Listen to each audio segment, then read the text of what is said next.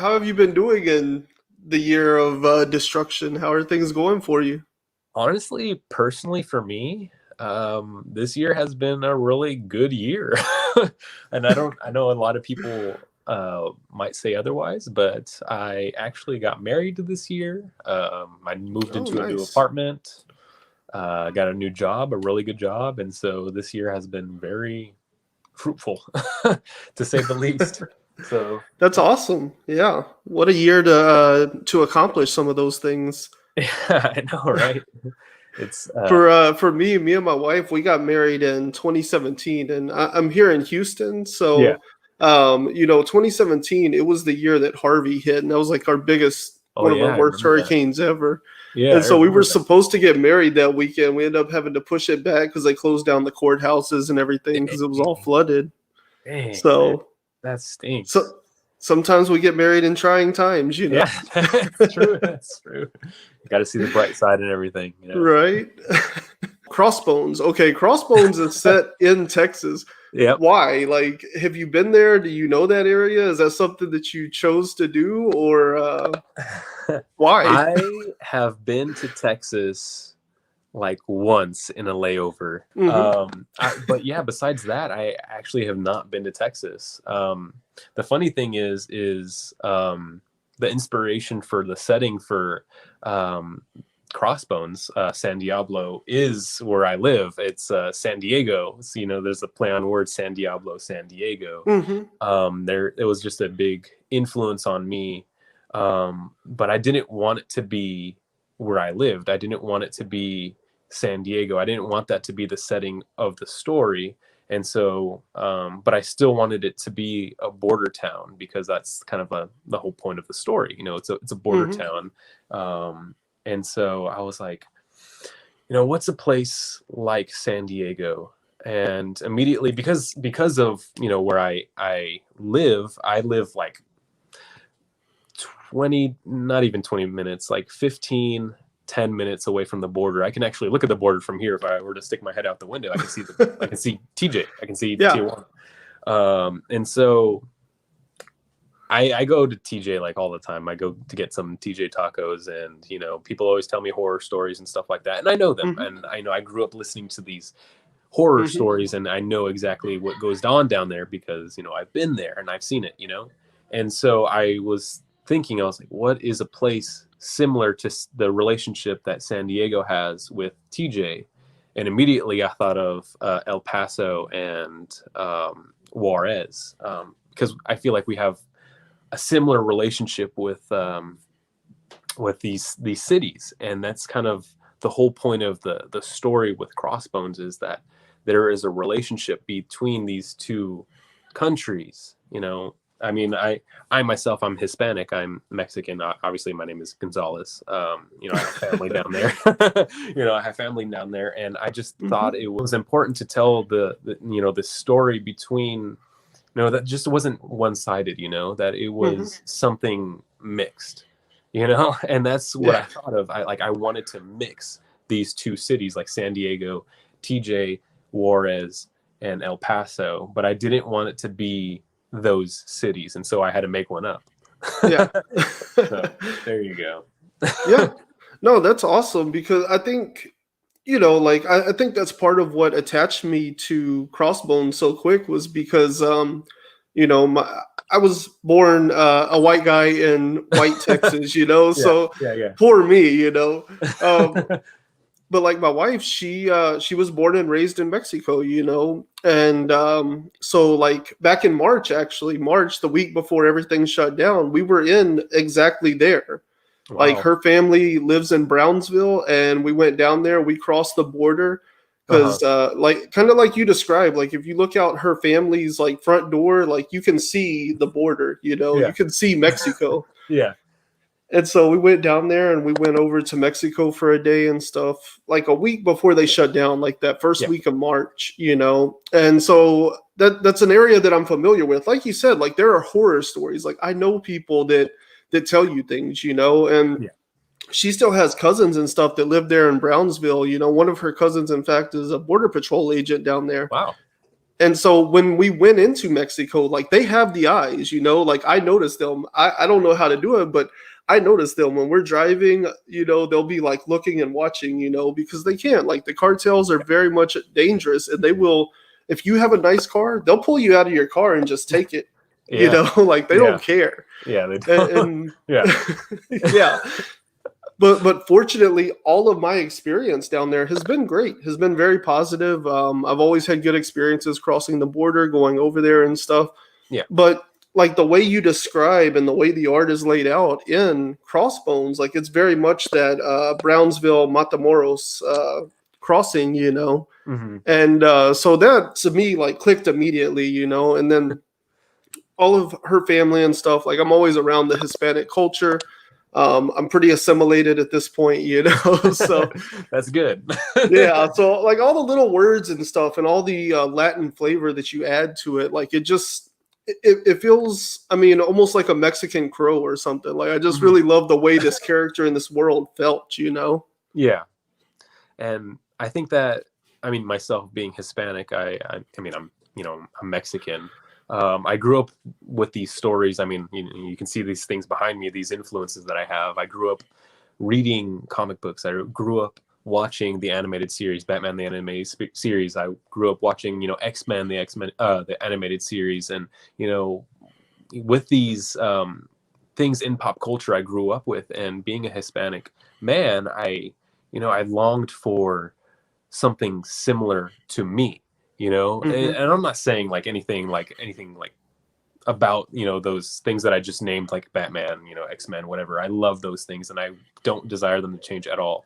But, you know, as a Hispanic man, I longed for, you know, a hero or, you know, a story or, you know, fill in the blank that was like me, you know, Hmm. because I longed for it. And so I caught myself like in high school, middle school, you know, so on and so forth, even into college, I would imagine this character, you know, Crossbones. Back then he didn't have a name and he didn't really have a story, but I imagined him in my head and I knew what he looked like. I knew what, you know, I know who he was, you know. And so during that time in high school, college, middle school, I found myself fantasizing about this, you know, hero or, you know, this comic book. I didn't even know it was going to be a comic book at the time, but, you know, I found myself longing to create this story because that's, as a Hispanic man, that's what I've longed for until now, you know. And so now that Hmm. I'm, you know, older, I have the capability of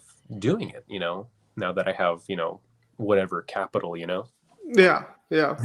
Well, and that actually touches on like I think somewhere else we can kind of connect that is like geographical representation, you Oh yeah. know, like even on the spectrum of like privileged white male, you know, there's this subspectrum of like when does Texas really get represented in the media? Yeah. At least like in comic books and like when I Uh-huh. was growing up, you know, Yeah.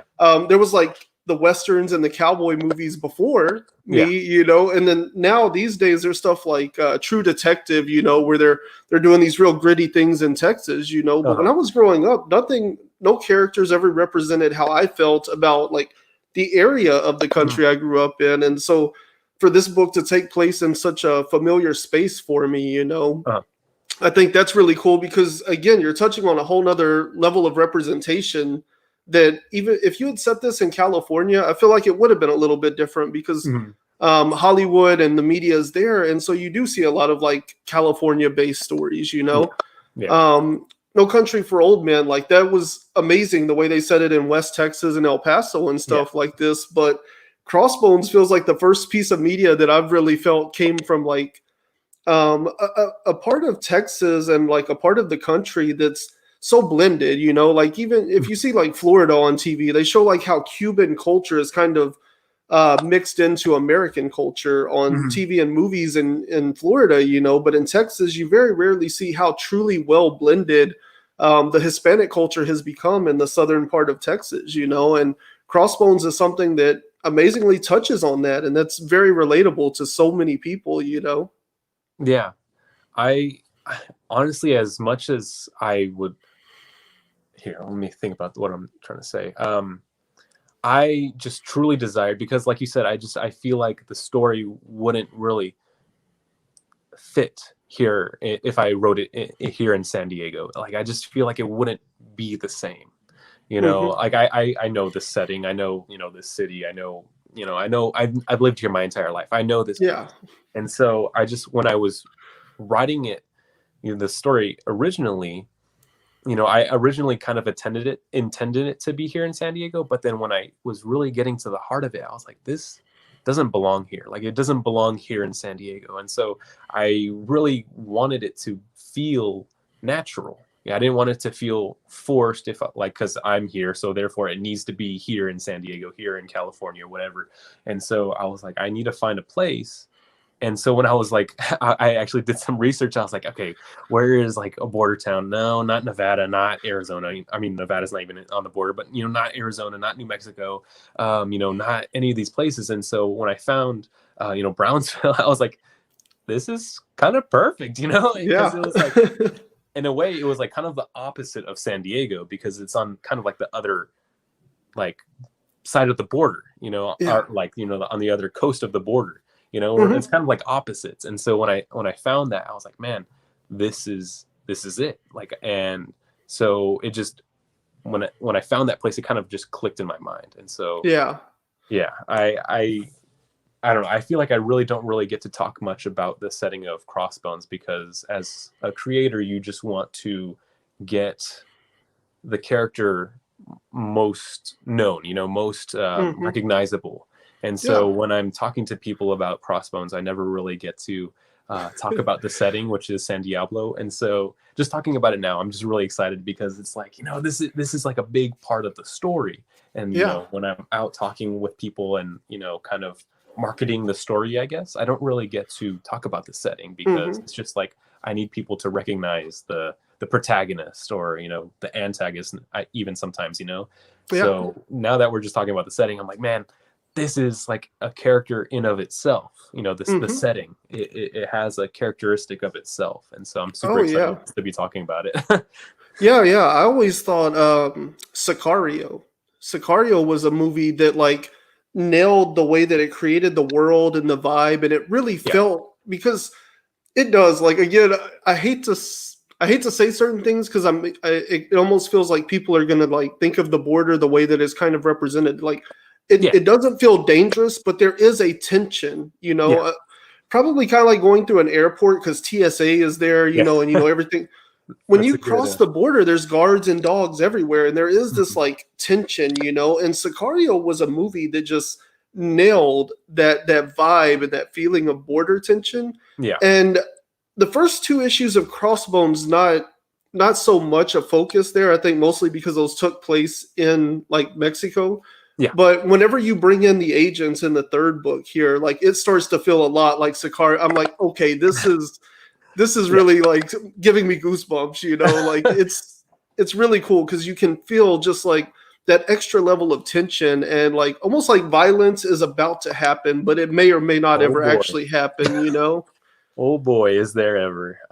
It's funny that you actually mentioned Sicario, because that is a big influence on the comic book itself. Because as I feel like you were just talking about it, just the whole subject matter of, I feel like, Mexican cartels, just like a few years ago. I mean, as soon as Narcos came out and Narcos Mexico, I feel like the whole topic kind of blew up. It's hard to kind of separate that from fiction, because in your Hmm. mind it's like, oh, this is just a movie, or oh, this is just a Netflix show. Because I remember when I first watched Narcos Mexico specifically, I was watching it and I was like, wow, this is so good. Oh my God, this is like such a great, amazing like show and stuff. But then I realized these things happen, man. This is Yeah. real life. And so I wanted to also tell this story to kind of bring light on this subject matter. And I think that Sicario and Narcos honestly really, like you said, really hit it on the head, because it's like, man, this is something that is honestly genuinely happening, in Hmm. the real world. And Yeah. so I mean, Crossbones, it crosses that line into the fantastical, with, Hmm. superpowers. And, obviously we don't have a town over in Texas that is, mesh together with a Mexican town, you know, it's like, you know, that's all fiction. Hmm. But with that flavor of Narcos and cartel, like that is all real, you know. Hmm. That is a real Yeah. thing. Yeah, And I so mean, fictionalized versions of real events, but those things are happening every day. yeah. And that's that. I mean, I'm like you, like I feel very grateful that that kind of media has like caught on and people are watching it because like you don't know what's going on over there. Anybody who ever says like fleeing to this country from Yeah. the southern border and not being considered for asylum, like that's insane to me because these shows and these movies are telling you like this is what's happening. And I think that opening scene in, well, it's not the opening scene, but in the first book of Crossbones, whenever they're driving and they fall into the ditch and stuff, Yeah. 100%. Like at that point, it lets you know like this is like real cartel stuff because that's how they do it. Like they Yeah. trap each other. Like Yeah. this guy gets a hint, and so this guy gives, and there's rats and everything, Yeah. and it's always like crisscrossing. And then in the third one, you see the video footage of the shootouts in the towns and stuff. Like these are innocent people. There's a woman with her little girl right there, and the Yeah. news cuts away from her getting shot in the head. Like Yeah. that's real life. That's what Yeah. it's like down there for these people that are fleeing from violence. And I'm thankful that there is media out there that shows that because that's the unfortunate bad side of what like borders and politics are doing. Because that's Yeah. where a lot of the power is coming from is that wall they want to build so bad. Yeah. Yeah, it's true. And honestly, like as a Hispanic, as a Mexican, I love Mexico. I love going Hmm. down there and I love spending time there. I love eating the food there. I love the culture. But man, Mexico is just in a bad state right now, you know, and it's not Hmm. because of the people themselves, you know, it's not because of, you know, Mexicans, but it's because of bad people. And Hmm. there are bad people everywhere in the world, you know, there's bad people Yeah. here. And so that's when I like when I hear people tell me like, oh, don't go down there, like there's terrible people there. And it's like, dude, there are terrible people here in San Diego. Yeah. Like you know, San Diego has a really high rate of sex trafficking. And it's like, Hmm. dude, I thought this was America. I thought this Yeah. was, you know, the land of the free and the safe. You know, it's like, dude, no. Just because there's a border right there doesn't mean that these bad people go away.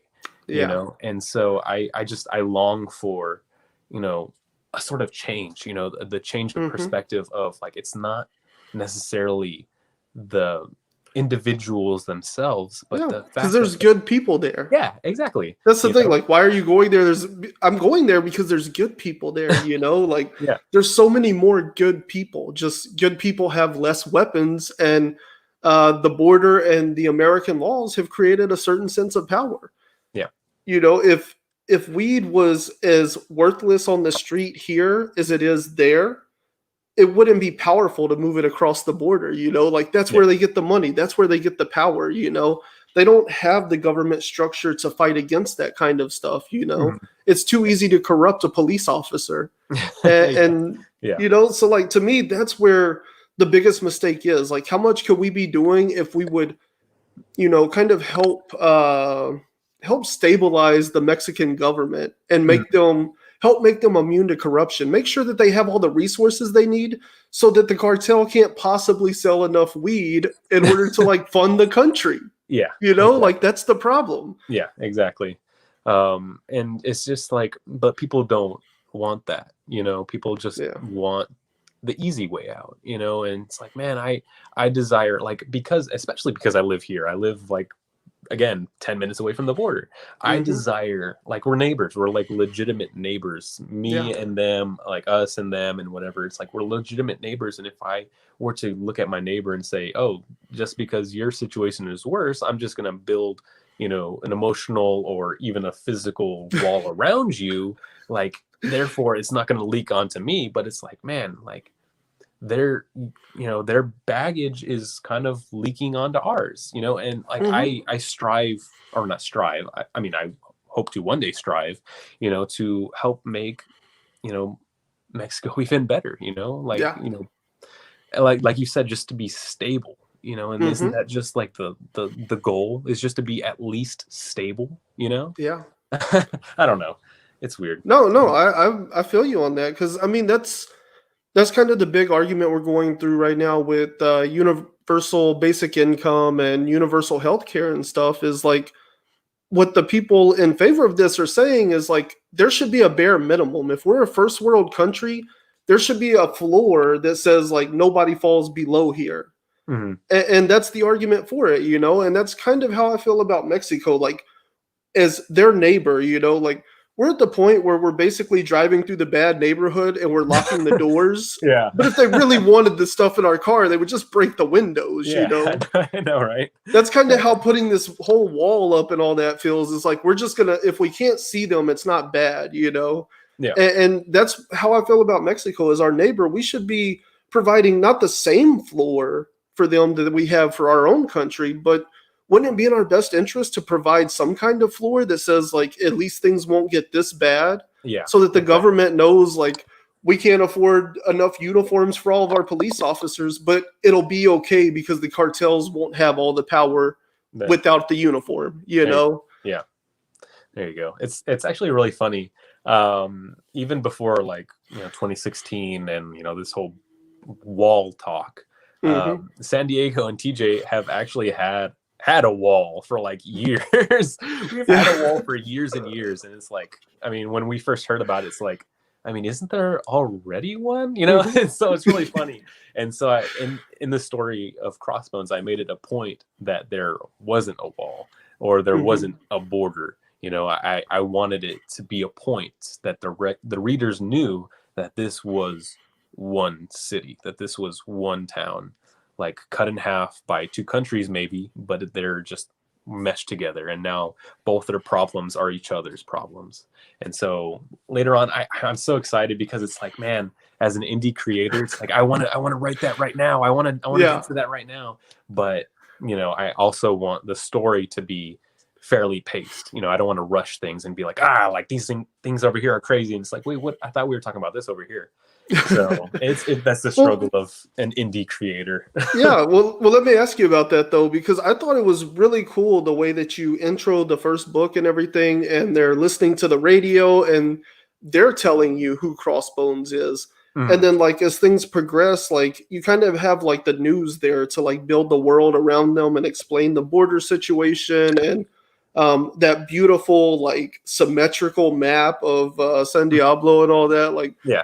All of that's really cool. So like, how long and how hard did you work to find a way to deliver all that? Like, was that first scene like that from the beginning, or did it take you a long time to figure out how to work all of the geography into it?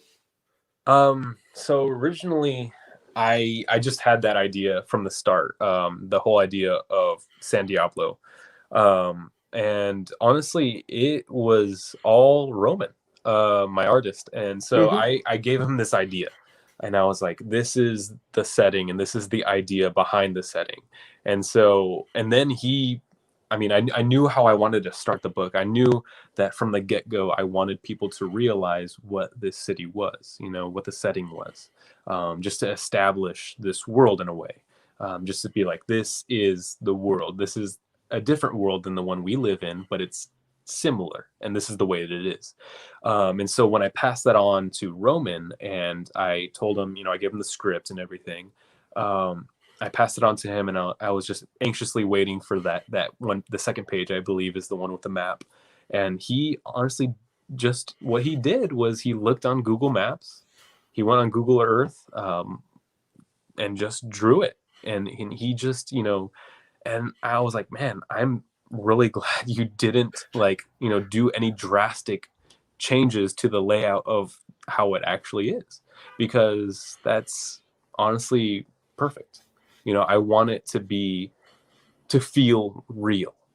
I wanted it to feel like, honestly, this could happen in real life. Obviously it's an extreme, sure. But, I wanted it to feel grounded and real. And I honestly think that he executed it really well. Yeah. Yeah, like, geopolitically speaking, there's absolutely no way that could ever become a reality. At least I can't see how it would. But it does feel like that. Like, as you're going through Brownsville, the closer you get to the border crossing, the more it starts to feel like Mexico. And then once you cross into Mexico, it starts to feel more like Mexico the farther you get from the border, you know? So there's this like perfect blend right there in the middle where it feels the same right on both sides. Yeah. But the way he does the map in America, right?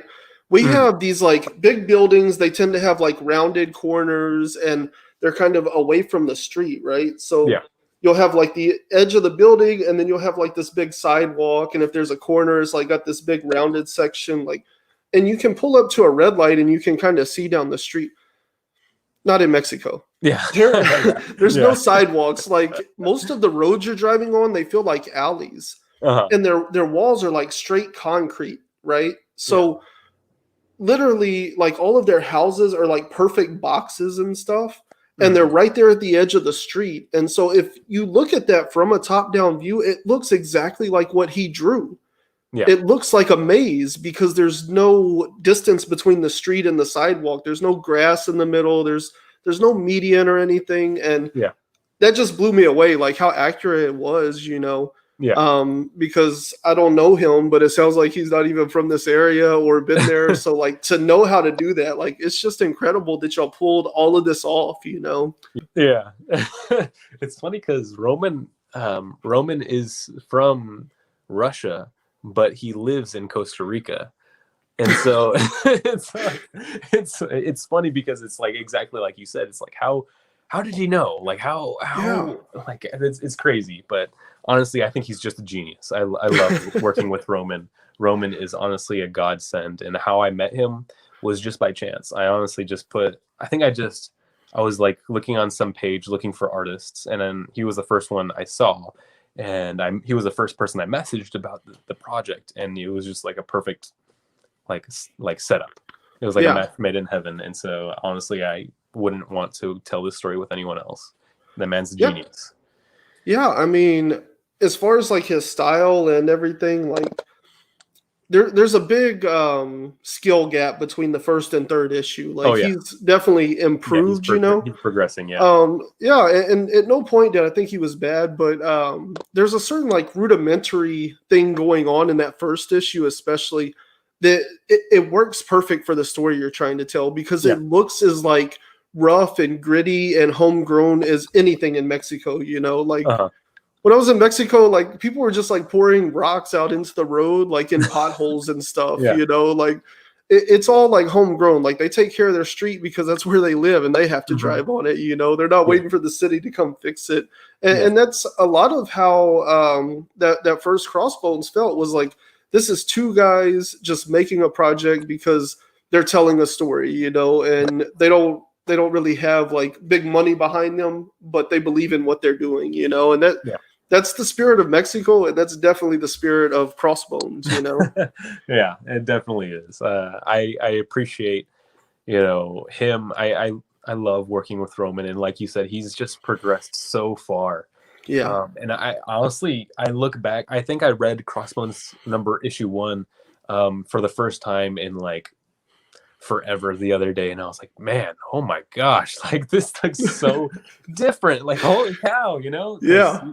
He's working on issue 4 as we speak. He just sent me, you know, roughs of, you know, the pages he's working on, and like to go and to look at, you know, the first issue again, it's like, holy cow, man. Like, because even myself, I lettered the first book myself. I lettered all the books, all the issues myself, and I look at my old lettering and I almost kind of cringe. I'm like, oh my god, like, oh, that's so terrible.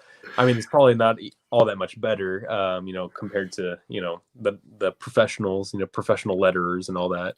My only complaint with the lettering is oh man, Sharon. Yeah. Oh, Sharon. Yeah. Sharon. Yeah. Okay. Yeah. His letters, and I think it was only in the second issue when he appears, right?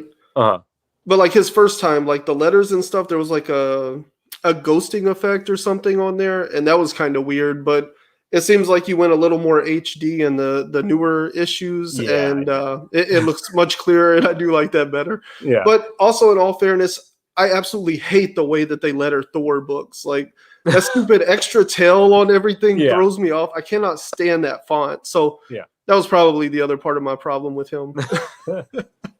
But I I'll love keep him that in as a mind. character. He's so cool. Actually, let's just start there. Like, at what point did you know that like supernatural was going to be involved, and you were going to send him to the River Styx and Hades and all of that stuff? Like, when did you know that was going to be a thing? Honestly, from the beginning. I'll let you in on a little bit of a secret. Not a lot of people know this. Actually, only one other person besides myself knows this. And so I was heavily influenced by the Divine Comedy, Dante's Divine Comedy. And so if you notice, there's a lot of Easter eggs to that. I mean, Crossbones' name is Dante. Hmm. In the second issue, we meet a character named Virgil, who leads Dante through hell. Hmm. And in the third issue, we meet Beatrice, who was Dante's lover, or his love in back then.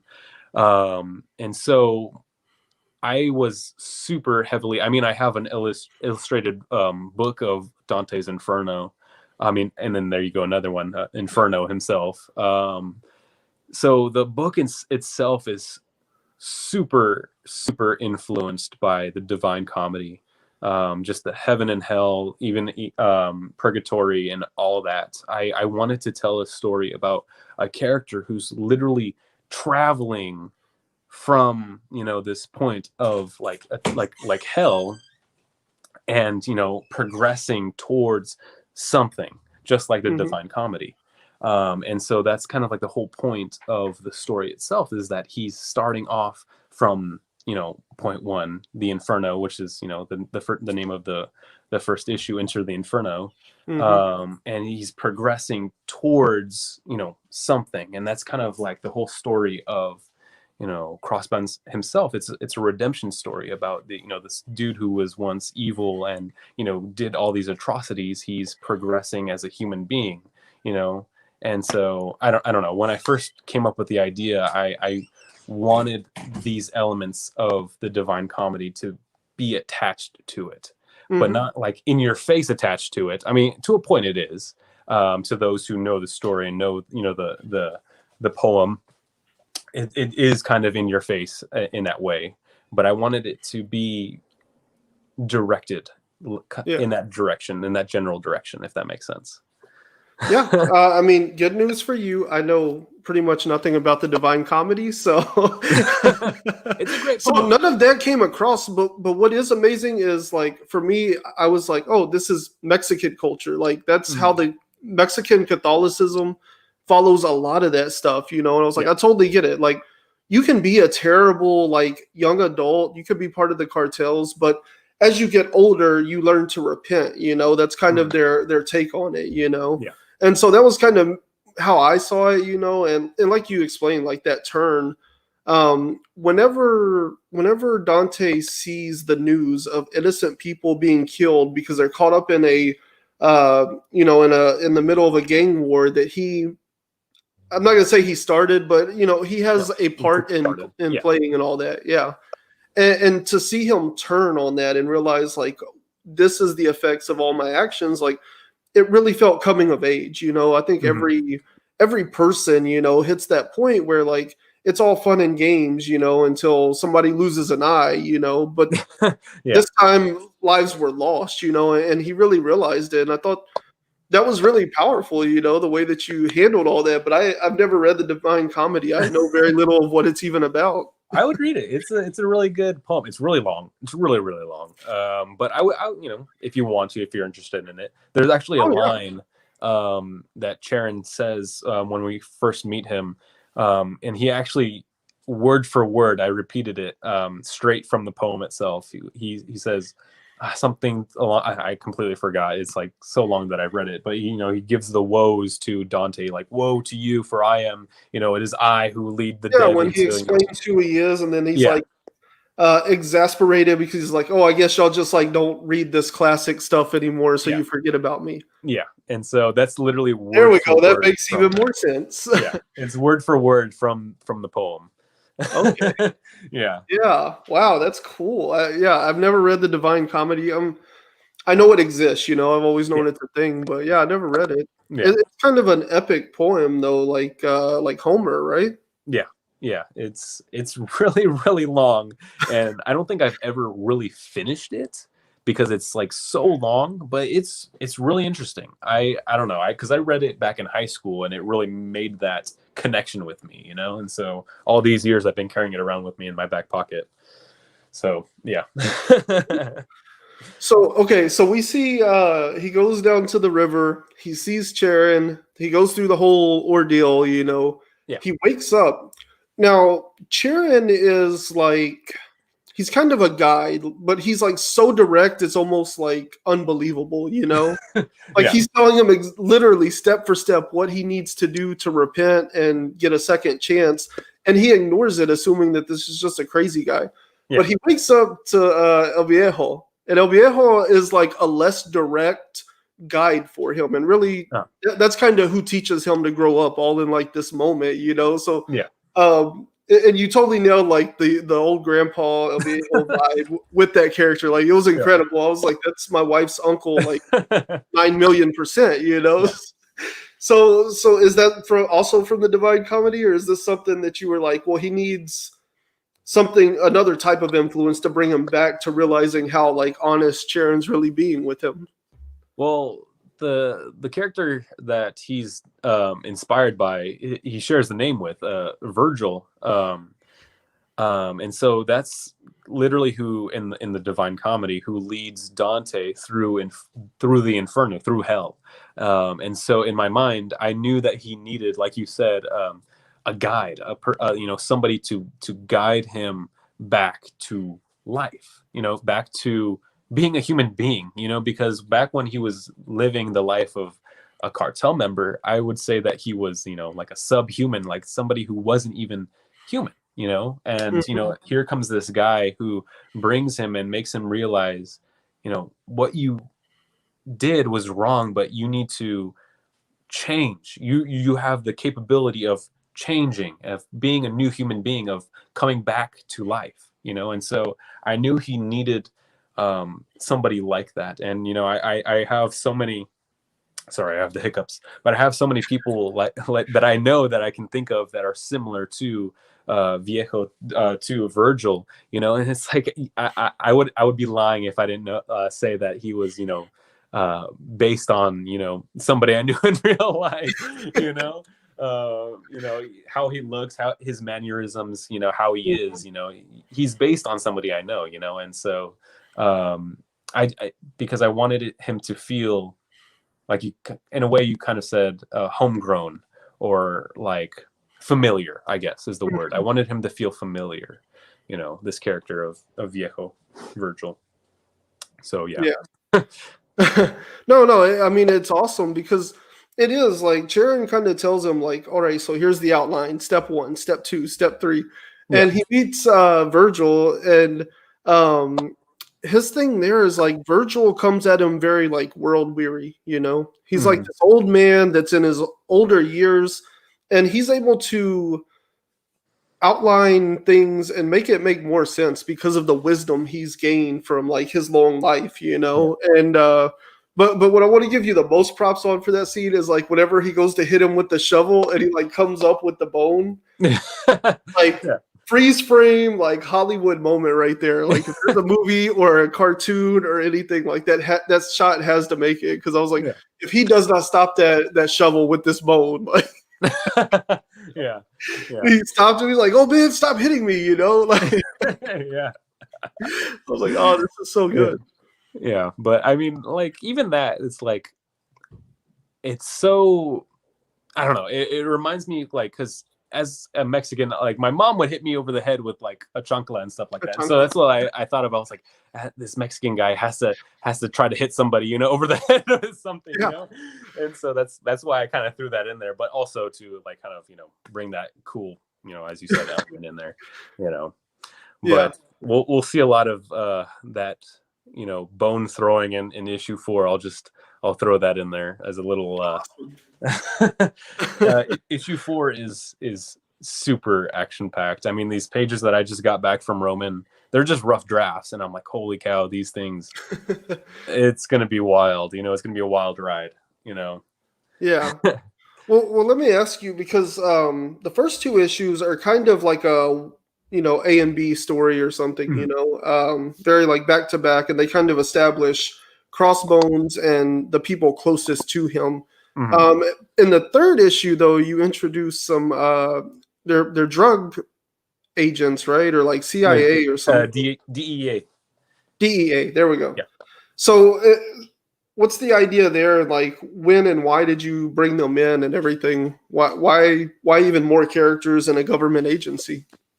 Well, I wanted to kind of make the statement that the United States did not have control of the situation going on in the city.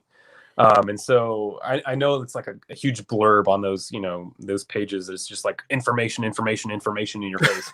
And so I just needed to get those point across, those points. I just wanted to make the point that, that the United States didn't have control of what was going on, and so they needed to send these agents to, in a way, kind of just, recon what was going on, but like they couldn't necessarily interfere because they just couldn't control it. They Mhm. all the things going on, they just couldn't control it. And so but I also wanted these characters also to feel human, and so I introduced Beatrice in there, and so I wanted her to feel grounded, not just as a agent, a drone, like a government drone. I didn't want her to feel like just doing your job and I need to do this job because my boss told me I had to, but I wanted her to feel human, Mhm. because again, that's kind of like the whole point of the comic, of the series, is that here are real people going through situations that are, of course, extreme.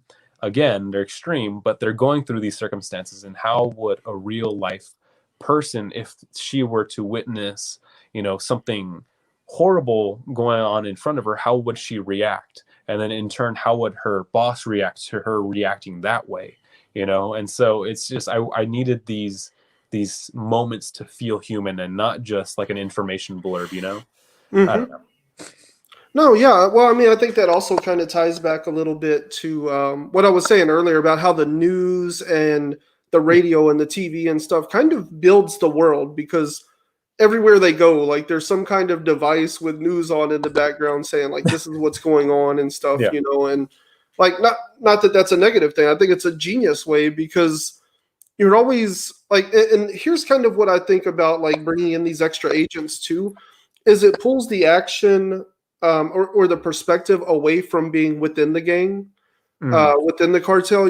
Like it's a much different perspective when Dante was in the cartel at the beginning versus now that he's separate from the cartel. Mhm. And I think kind of like you were talking about, like I want people to see that this is a thing, but at the same time, I don't want to like romanticize this thing. I Mhm. think by showing a lot of the like gang and cartel warfare and stuff through the news or through the eyes of the agents and Crossbones, I think it kind of like I don't know, kind of humanizes and dehumanizes at the same time. Mhm. Like it doesn't romanticize because we see Yeah. like innocent people dying, but at the same time, it's saying like, look how gratuitous this is, and like Yeah. that this is such a problem. It's affecting everyday people. Yeah. Yeah. And honestly, that's a topic that I really want to like hammer in later on in the series. Like, and again, it kind of just goes back to being an indie creator. Like, I'm not like Marvel or DC where I'm able to like Mhm.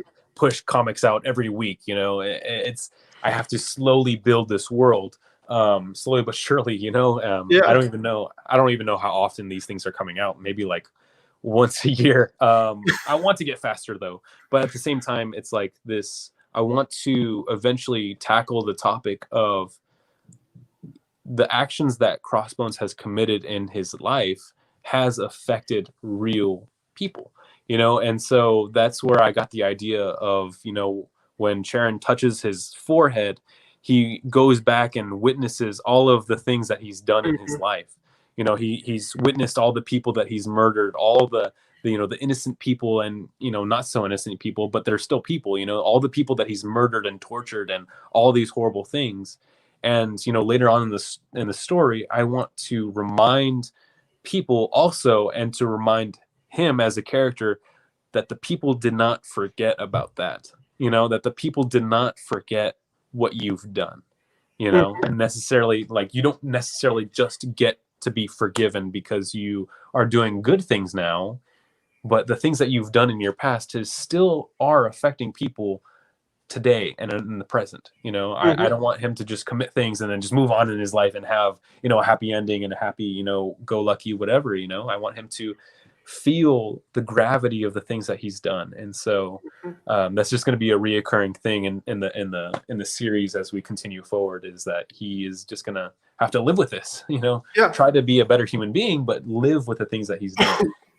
Well, and isn't there a moment like that somewhere where after that happens, he kind of repents, right? He realizes like the true effect that everything that he's done, you know, because it kind of goes back to that thing, like you kind of piecemeal your life, you know, every day feels like nothing.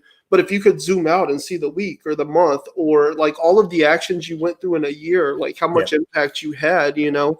And so he does, like he sees everybody en masse at once and realizes how big of an impact his life has had everywhere else. And then I want to say there was a little bit later, right, where there's a scene where somebody recognizes him as Crossbones, and he kind of freaks out, like, no, I'm not Crossbones, I'm Dante or whatever, right? Or did I make that up? I might have, but I feel like there was something like that though, where he is recognized, or he doesn't want to be recognized as Crossbones anymore, and it legitimately seems like it's a concern for him that he doesn't want to be recognized as the cartel Crossbones anymore, you know? Yeah. I don't know if that is.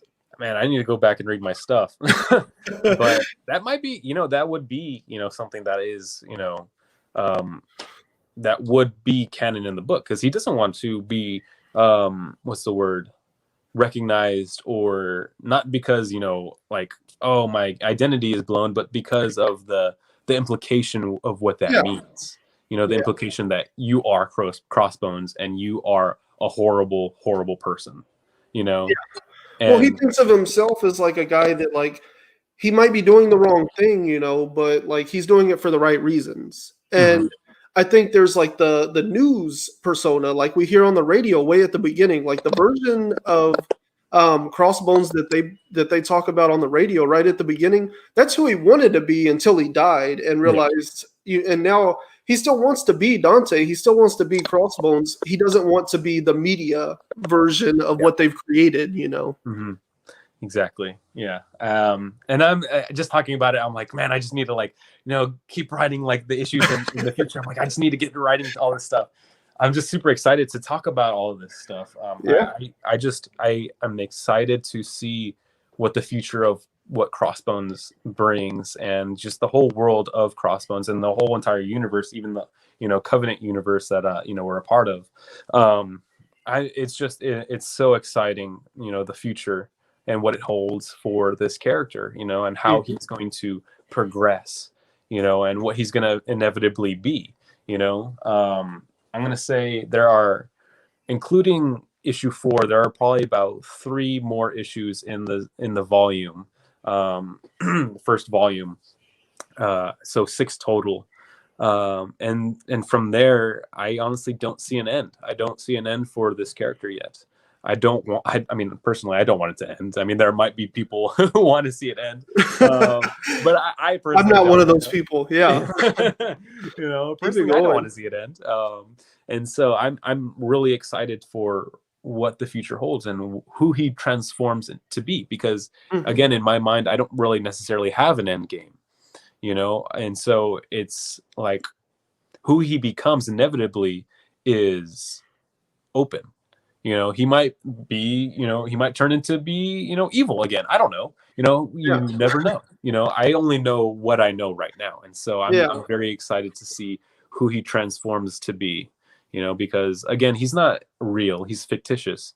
And so, you know, his future, like mine, is undetermined. Exactly. And so that's why I'm excited, you know. Yeah. Well, I mean, I think you said something earlier that kind of points to longevity and kind of that superhero nature built into it, is that he's trying to repent for what he did, except for there's no real, there's no way to quantify how much repentance is required, you know? And so therefore he's always going to be in pursuit of becoming a better person and repenting for like all the things he did when he was in the cartel. So Yeah. that to me points to like an unlimited mission, you know? Yeah, exactly. Exactly. Again, I'm trying so hard not to like spoil anything because like there are so many things that I could say right now. But I'm just gonna say that he, like you said, is just gonna try to be better. Attempt to be better. And like I don't think that us as human beings necessarily know what that means. To be better. What does that end goal look like? How am I to just be better than who I am right now? I mean, I've never killed anybody. Sure, I've never even stolen from anybody. I mean, maybe I have. And so, but it's like, what does it mean for me to become better? I don't think there is really an end goal to that. And so, and likewise, what you were just saying, it's like it's going to be unending. This pursuit of trying to be better. This unending pursuit of trying to be a good man, a good human being. And so that's the tale of Crossbones. And I always have difficulty giving that elevator pitch to people. It's like, oh, what is the story about? It's like, man, like, do you well, you see, it's about this dude. But that's basically it. It's this evil man trying to be better. Yeah. And he grows bones from his skin. Yeah, and it's awesome. I really like it. I really enjoy it. I mean, that pretty much covers like all of Crossbones and everything.